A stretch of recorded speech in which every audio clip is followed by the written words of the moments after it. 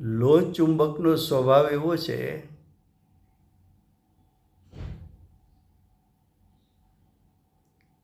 કે લોખંડની સોયને આકર્ષી શકે અને લોખંડની સોયમાં એવો સ્વભાવ છે કે મેગ્નેટ તરફ આકર્ષાય.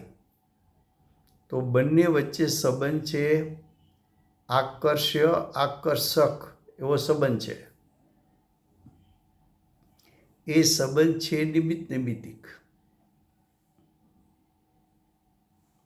લોહ ચુંબક પોતાના સ્વભાવ રૂપે પરિણમે છે અને લોખંડની સોય પોતાના સ્વભાવ રૂપે પરિણમે છે. તેમ છતાં બંને વચ્ચેનો નિમિત્ત નૈમિત્તિક સંબંધ જોઈને કથન એમ કરવામાં આવે છે કે લોહ ચુંબક લોખંડની સોયને ગતિ કરવામાં પ્રેરે છે, એટલે કે નિમિત્ત થાય છે.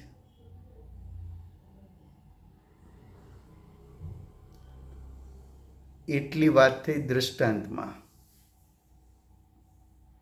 હવે સિદ્ધાંતમાં ઉતારવું છે. લોહ ચુંબકના સ્થાને આત્મા છે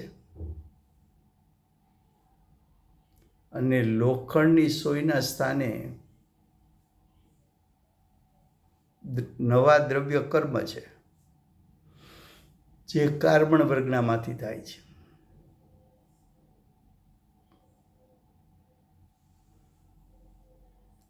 સિદ્ધાંતમાં ઉતારો તો આત્મા જુદું દ્રવ્ય છે.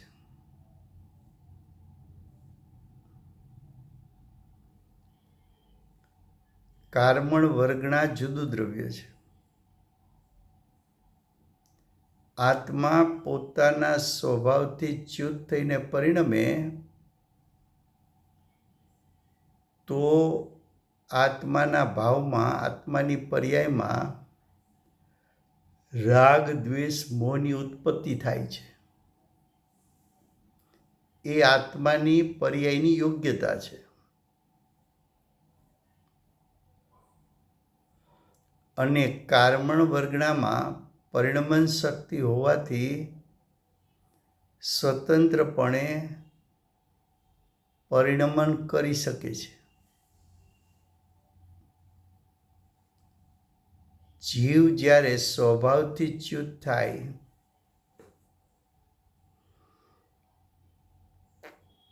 અને જીવના અસંખ્યાત પ્રદેશેથી રાગ દ્વેષ મોહની ઉત્પત્તિ થાય, એ રાગ દ્વેષ મોહમાં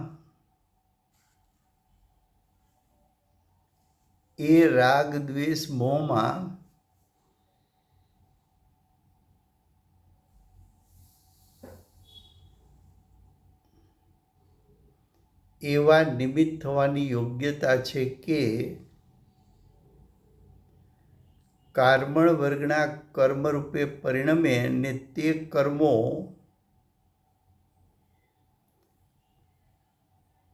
આત્મા તરફ ગતિ કરીને, એટલે કે ખેંચાઈને આવે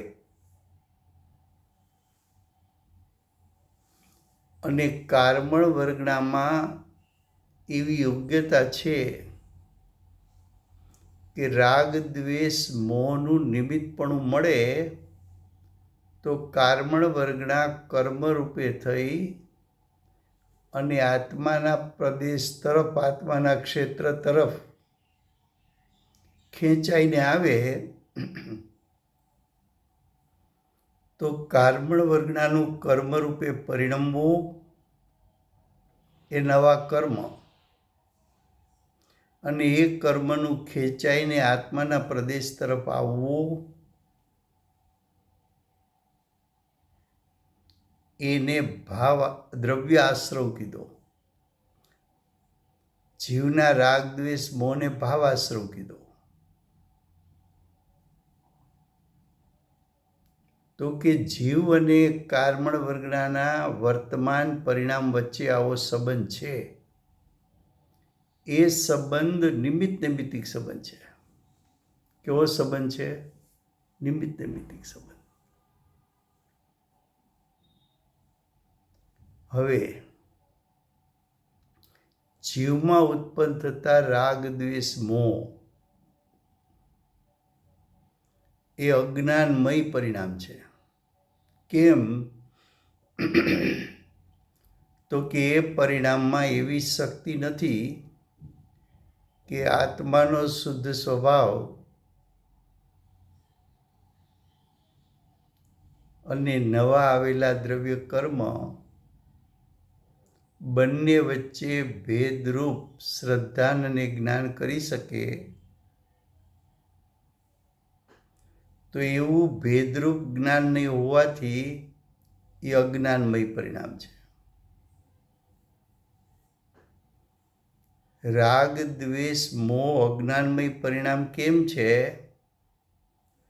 તો કે આત્માનો ત્રિકાળ શુદ્ધ સ્વભાવ, જ્ઞાનાનંદમય સ્વભાવ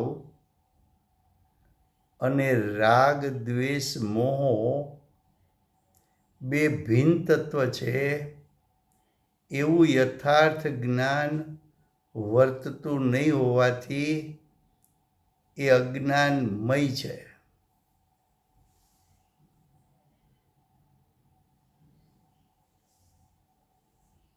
क्या कहा कि राग, द्वेष, मोह उसको अज्ञानमय भाव क्यों कहा? तो कि आत्मा एक स्वतंत्र तत्व છે, દ્રવ્ય છે, ને દ્રવ્ય કર્મ પણ સ્વતંત્ર દ્રવ્ય છે.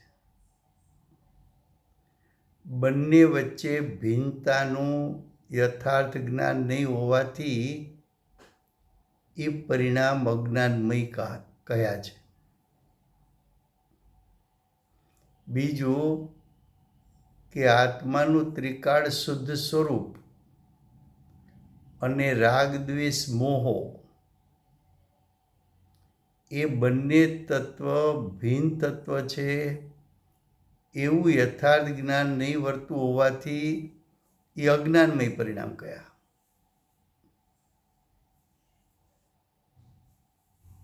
इसलिए उसको अज्ञानमय भाव कहा. तो अब देखो सिद्धांत में क्या बताते हैं. टीका में दूसरी लाइन है, उस प्रकार का अर्थ है दृष्टांत अनुसार. राग, द्वेष, मोह के साथ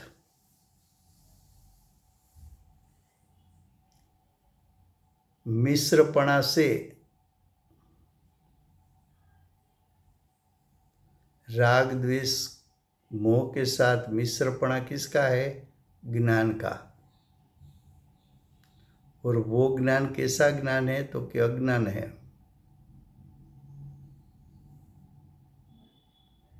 मिश्रपणा किसको कहते हैं?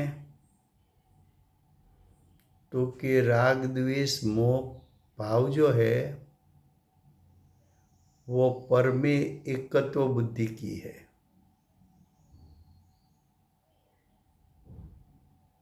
राग, द्वेष, मोह आत्मा का स्वरूप नहीं है, असल स्वरूप नहीं है. राग, द्वेष, मोह आत्मा का त्रिकाल स्वरूप नहीं है. राग, द्वेष, मोह तीनों काल जीव की पर्याय में उत्पन्न नहीं होता. राग, द्वेष, मोह का नाश हो जाता है, वो आत्मा से भिन्न हो जाता है, इसलिए वो आत्मा का अंग नहीं है.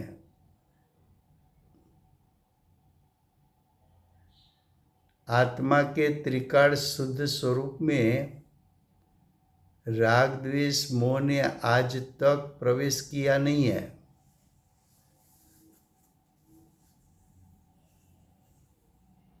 वो राग, द्वेष, मोह के साथ ભેળસેળપણા એટલે एकत्व बुद्धि से उत्पन्न हुआ अज्ञानमय भाव। अज्ञानमय भाव किसको कहा कि आत्मा का एक तरफ शुद्ध स्वरूप है और पर्याय में राग द्वेष मोह है। तो आत्मा का शुद्ध स्वरूप और राग द्वेष मोह दोनों के बीच में भिन्नता, उसका ज्ञान का अभाव, ऐसा ज्ञान नहीं वर्ता कि आत्मा का शुद्ध स्वभाव राग द्वेष मोह से भिन्न है। ऐसा ज्ञान वर्तेगा तो सम्यक ज्ञान है, वो अज्ञान नहीं है। लेकिन अज्ञानी तो राग द्वेष मोह को ही आत्मा की सत्ता मानता है और राग द्वेष मोह ही अपना स्वरूप मानता है। राग द्वेष मोह उसको करने जैसा लगता है। तो राग द्वेष मोह के साथ उत्पन्न हुआ अज्ञानमय भाव ही आत्मा को कर्म करने के लिए प्रेरते हैं। कर्म का अर्थ द्रव्य कर्म, द्रव्य कर्म का अर्थ नया द्रव्य कर्म करने में प्रेरते हैं, यानी निमित्त होते हैं। प्रेरते हैं उसका अर्थ आत्मा की ओर आकर्षित करने में निमित्त बनते हैं।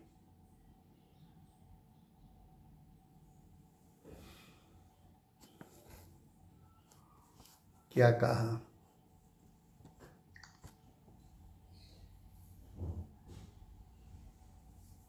धीरज से पढ़ो, शांति से पढ़ो,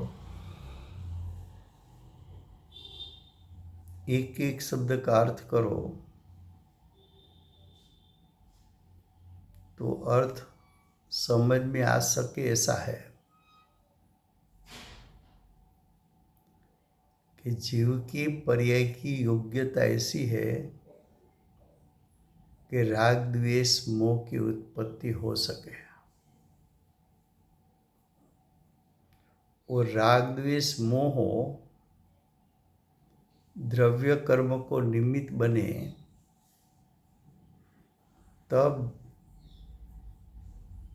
राग द्वेष मोह कार्मण वर्गणा को निमित्त बने तब कार्मण वर्गणा में से नया कर्म उत्पन्न होता है। वो कार्मण वर्गणा में से नया कर्म उत्पन्न हुआ, वो तो कार्मण वर्गणा का परिणाम है, उसकी परिणमन शक्ति से हुआ है। राग द्वेष मोह ने कुछ किया नहीं है उसमें। लेकिन जब जब कार्मण वर्गणा कर्म रूप परिणमित होती है तब तब जीव के राग द्वेष मोह ही निमित्त होते हैं।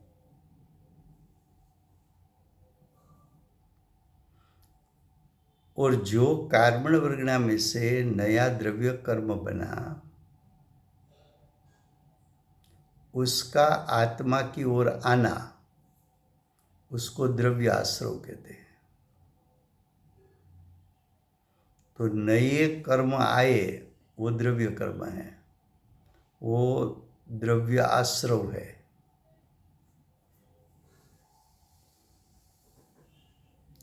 तो द्रव्य आश्रव की उत्पत्ति किसके कारण हुई, किसके निमित्त से हुई? तो कि राग द्वेष मोह के निमित्त से हुई। राग द्वेष मोह क्या है? तो कि अज्ञानमय परिणाम है। अज्ञानमय परिणाम है, उसका अर्थ क्या कि एक तरफ आत्मा का परिपूर्ण शुद्ध स्वभाव है और दूसरी तरफ राग द्वेष मोह है। दोनों भिन्न तत्व है। आत्मा का शुद्ध स्वरूप वो जीव तत्व है। राग द्वेष मोह आश्रव तत्व है। जीव तत्व आश्रव तत्व नहीं है, आश्रव तत्व जीव तत्व नहीं है। ऐसा दोनों के बीच में ज्ञान ने भेद ज्ञान नहीं किया, इसलिए उसको अज्ञानमय परिणाम कहा। इसलिए राग द्वेष मोह की उत्पत्ति अज्ञानमय परिणाम में से हुई।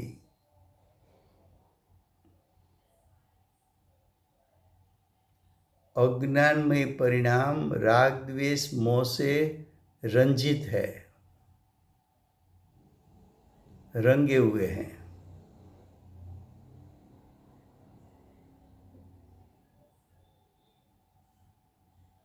तो जीव में उत्पन्न हुआ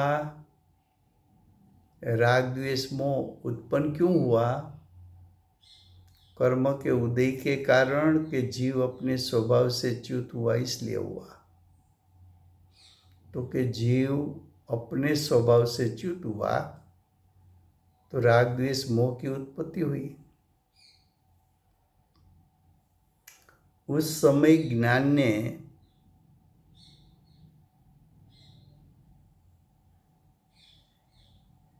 जीव का त्रिकाल शुद्ध स्वरूप और राग द्वेष मोह दो भिन्न तत्व है ऐसा ज्ञान नहीं किया। मिश्रपणा कर दिया। राग द्वेष मोह को ही जीव माना, वो तो अज्ञान है।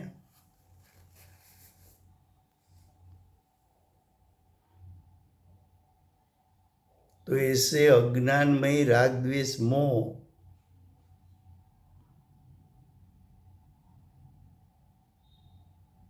निमित्त किसको निमित्त? कार्बन वर्गणा को।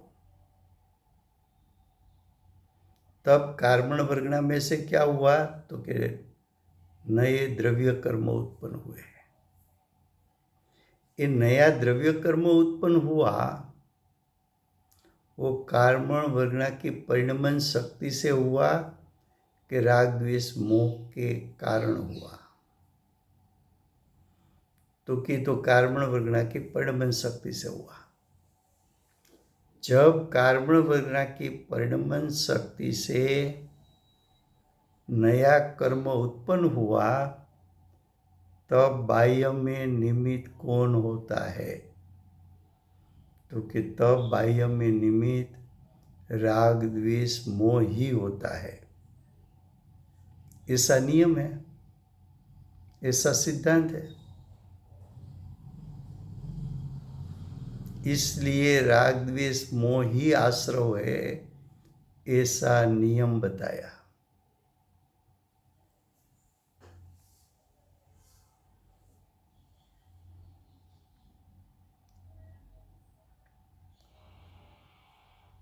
अब ये प्रथम पाठ बताया, अब दूसरा पाठ बताते हैं। अने जेम लो चुंबक पाषाण साथे असंसर्गथी પહેલા એમ કહ્યું હતું કે લોખંડના પાષાણ સાથે લોખંડની સોય સંસર્ગમાં આવી, સંયોગમાં આવી। હવે એમ કહે છે કે લો ચુંબક પાષાણ સાથે લોખંડની સોયે સંસર્ગ ન કર્યો, સંયોગમાં ન આવી।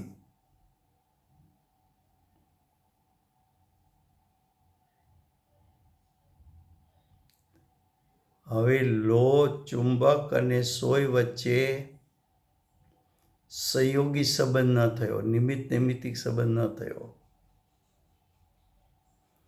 તો ત્યારે શું થયું?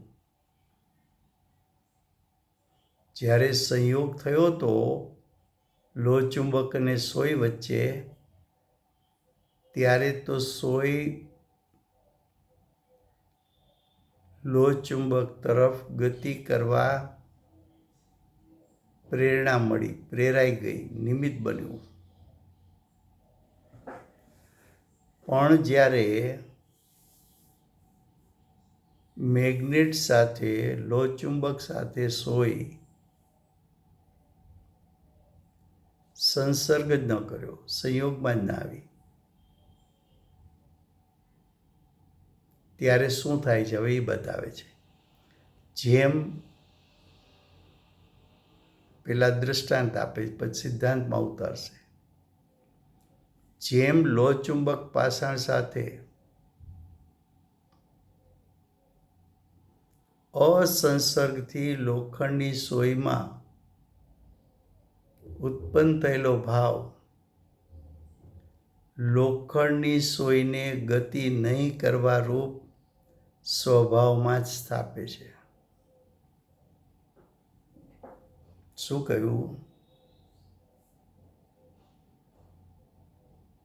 કે મેગ્નેટ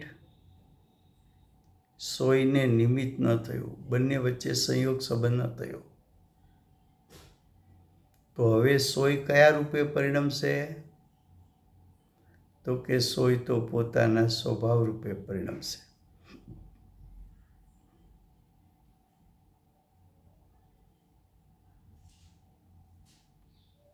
જીવ કર્મના ઉદયના સંયોગમાં ના આવે તો જીવ કયા રૂપે પરિણમે?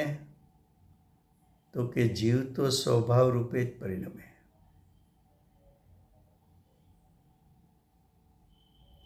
અને જીવની દશામાં રાગ દ્વેષ મોહ ઉત્પન્ન જ ન થાય તો કાર્મણ વર્ગના રૂપે પરિણમે, પણ દ્રવ્ય કર્મ રૂપે ન પરિણમે.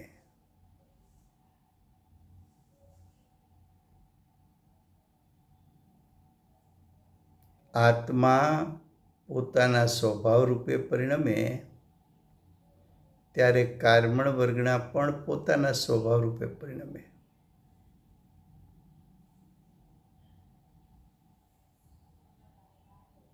ત્યારે કંઈ દ્રવ્ય કર્મ ઉત્પન્ન નહીં થાય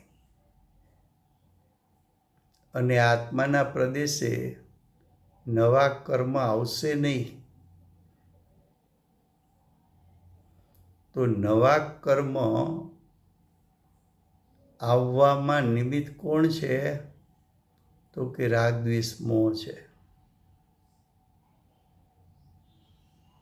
એ રાગ દ્વેષ મોહનું નિમિત્ત પામીને કાર્મણ વર્ગના કર્મ રૂપે પરિણમી,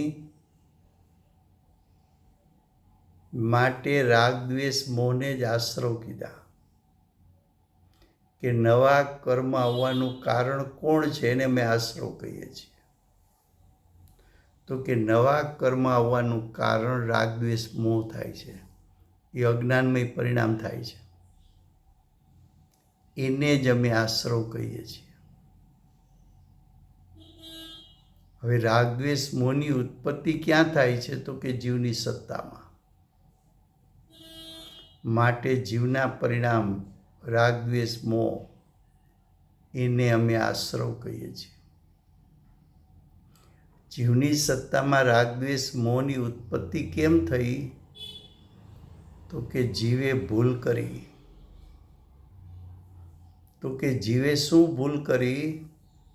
તો કે જીવ સ્વભાવથી ચ્યુત થયો, એટલે જીવની દશામાં રાગ દ્વેષ મોહ ઉત્પન્ન થયા અને એનું નિમિત્ત પામીને કાર્મણ વર્ગના કર્મ રૂપે થઈને એ નવા કર્મો આત્મા તરફ ખેંચાઈને આવ્યા.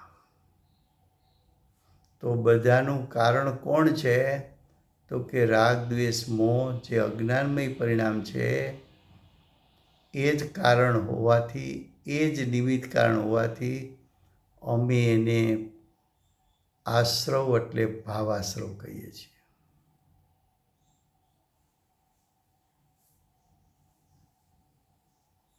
फिर से हिंदी में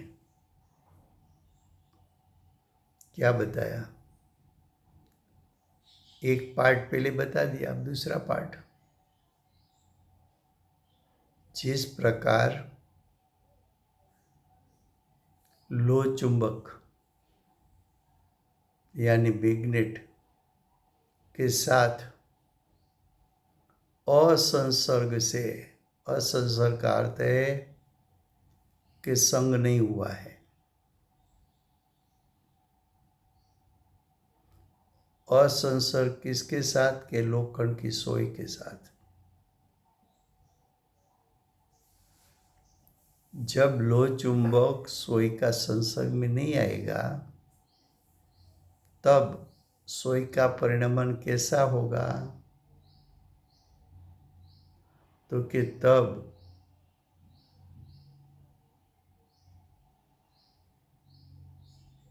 भाव होता है लोखंड की सोई में कि गति नहीं करेगा।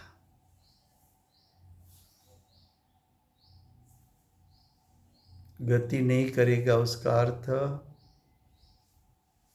कार्मण वर्गना कर्म रूप ही नहीं है, और वो कर्म गति करके आत्मा के प्रदेश की ओर आएंगे नहीं। सोई ने गति नहीं की, इसलिए सोई मैग्नेट के क्षेत्र पर, मैग्नेट के क्षेत्र की ओर गति नहीं करेगी। लेकिन सोई द्रव्य है तो उसका कुछ तो परिणमन होना चाहिए, तो कि सोई अपने स्वभाव में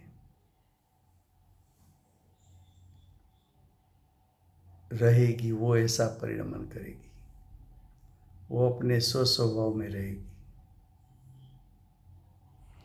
और आत्मा ने राग द्वेष मोह उत्पन्न नहीं किया, अज्ञानमय परिणाम उत्पन्न नहीं किया, तो आत्मा ने क्या किया,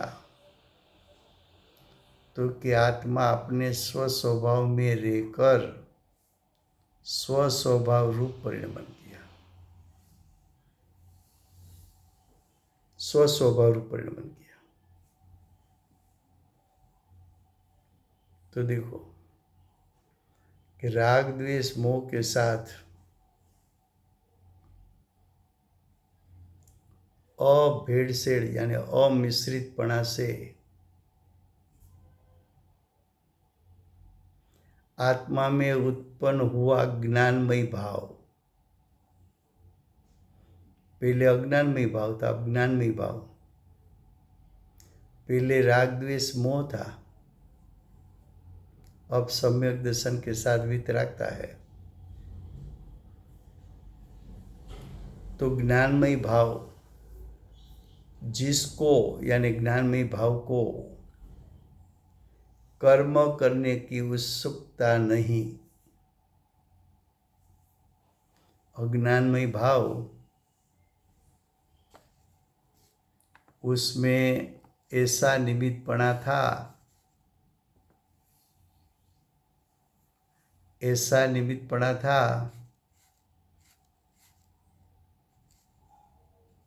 कैसा निमित्तपणा था,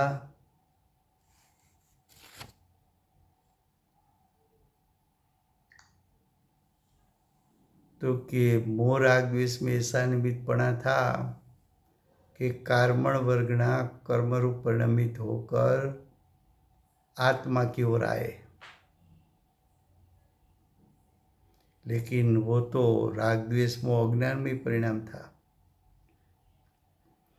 अब ज्ञानमय परिणाम हुआ।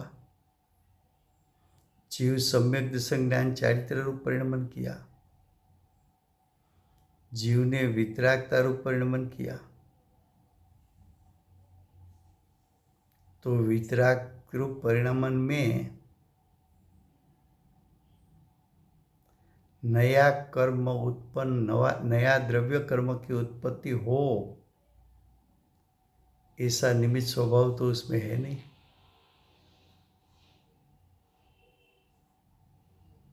तो अब कर्मण वर्गणा कर्म रूप बनने के लिए उत्सुक नहीं है, यानी कर्मण वर्गणा द्रव्य कर्म रूप परिणमित नहीं होगी।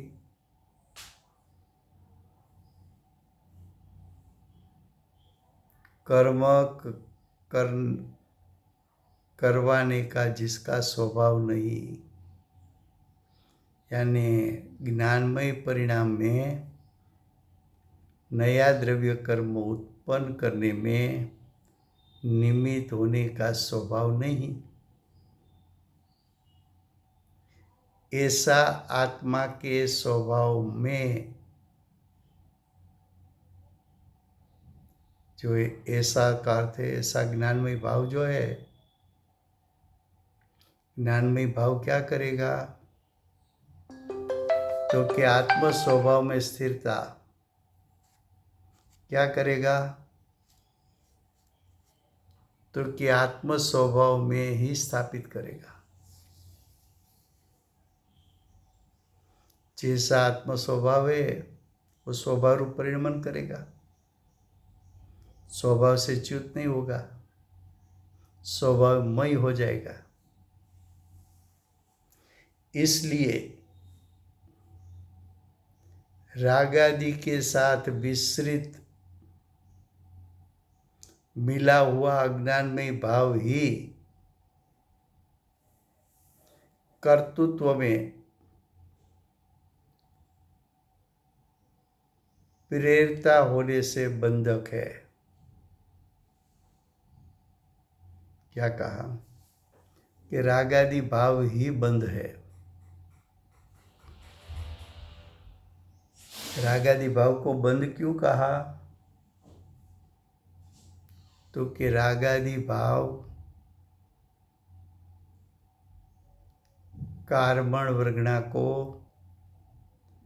कर्म रूप परिणमित होने में और वो कर्म को आत्मा की ओर आने के लिए प्रेरित करता है।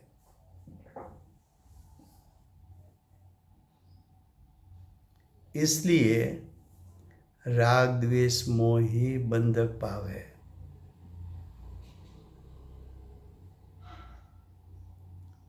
अज्ञानमय परिणाम ही बंधक भाव है।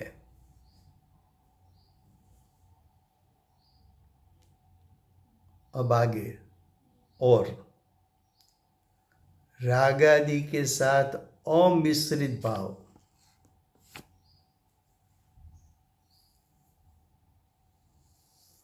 अमिश्रित भाव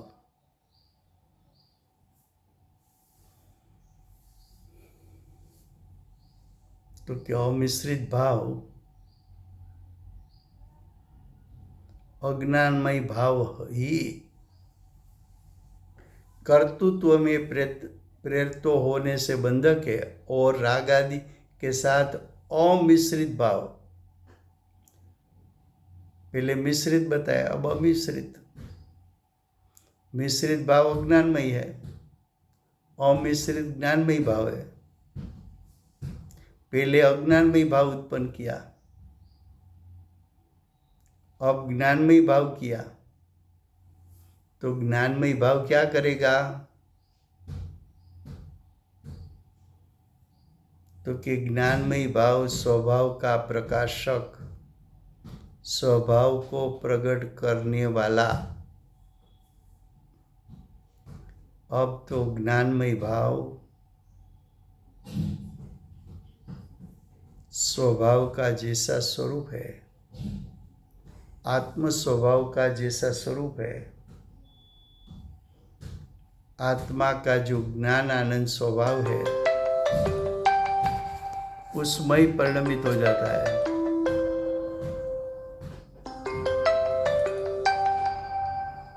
उसमें हो जाता है।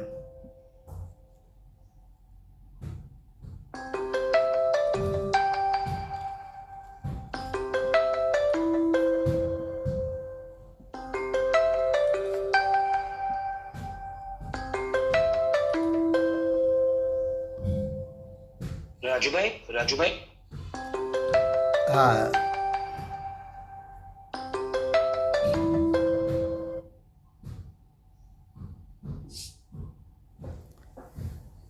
હવે અવાજ આવશે આપણે. હાજી આવ્યો. થેન્ક હા યુ. હા, શું કહ્યું કે જ્ઞાનમય ભાવ પ્રગટ કરવાથી હું માત્ર જ્ઞાયક છું.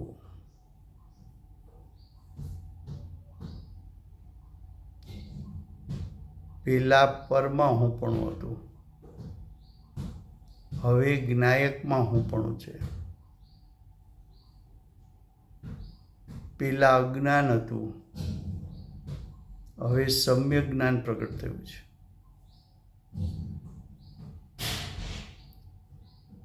આત્મામાંથી ઉત્પન્ન થતું જ્ઞાન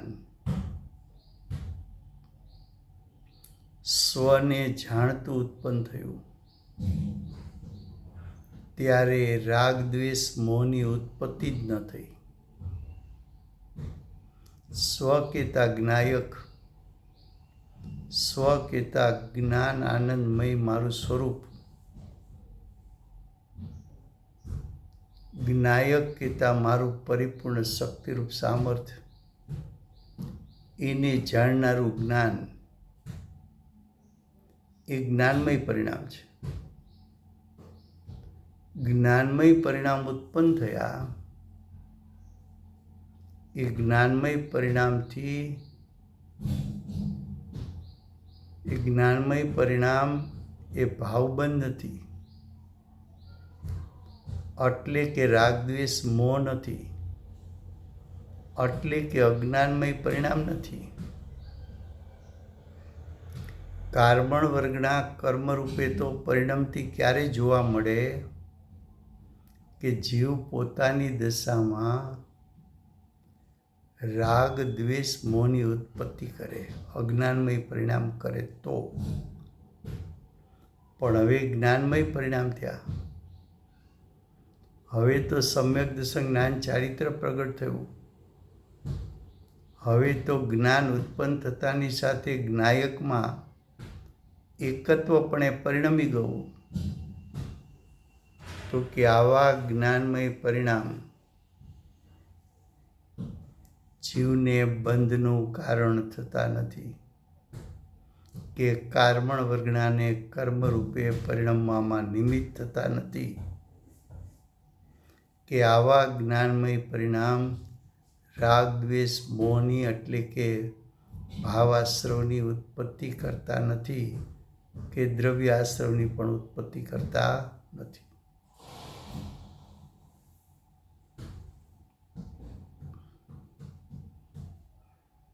રાગ દ્વેષ મોહ શું છે? તો કે અજ્ઞાનમય પરિણામ.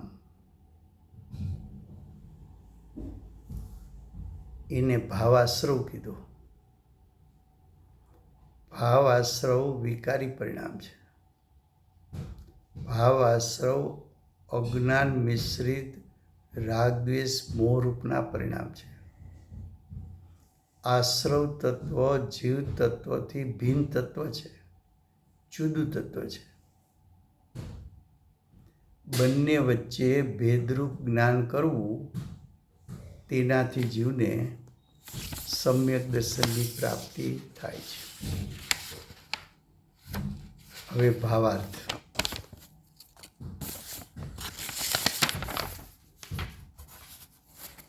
રાગાદિ સાથે મળેલો અજ્ઞાનમય ભાવ જ બંધનો કરનાર છે.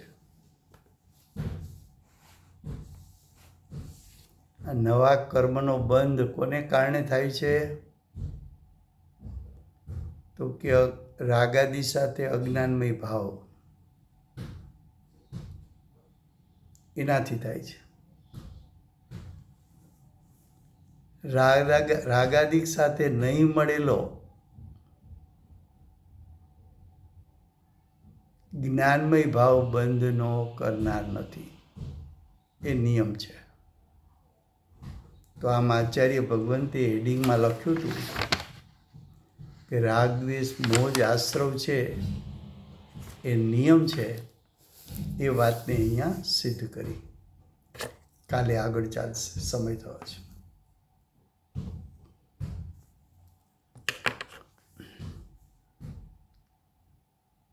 વર્તમાન ચોવીસીના આખરી તીર્થંકર બાલ બ્રહ્મચારી મહાવીર ભગવાનનો જય હો.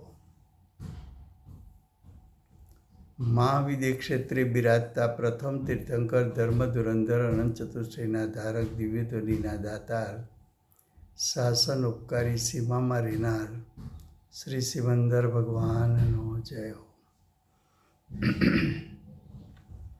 કળીકાળ સર્વજ્ઞ કેવળ જ્ઞાનની તળેટીમાં બેઠેલા મહાસમર્થાચાર્ય આગમના રચયિતા ભગવત શ્રી કુંકુંદાચાર્ય દેવનો જય હો. વર્તમાન કાળે સમ્યક દર્શનનો ઉપદેશ આપનાર તીર્થના નાયક, તીર્થના સ્થાપક, તીર્થના પ્રવર્તક પરમ કૃપાળુ શ્રી સદગુરુ દેવનો જય હો. પૂજ્ય ગુરુદેવના શિષ્યમાં શિરોમણી પૂજ્ય ગુરુદેવનો ભાવિ તીર્થંકર તરીકે મહિમા બતાવનાર સ્વાનુભવ યુક્ત જાતિસ્મરણ જ્ઞાન યુક્ત પ્રસમમૂર્તિ ભગવતી માતનો જય.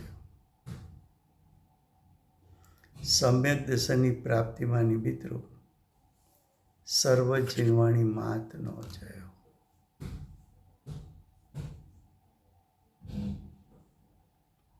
પૂજ્ય ગુરુદેવ અને માતાજીની સાધના ભૂમિ સુવર્ણપુરી ધામનો જય.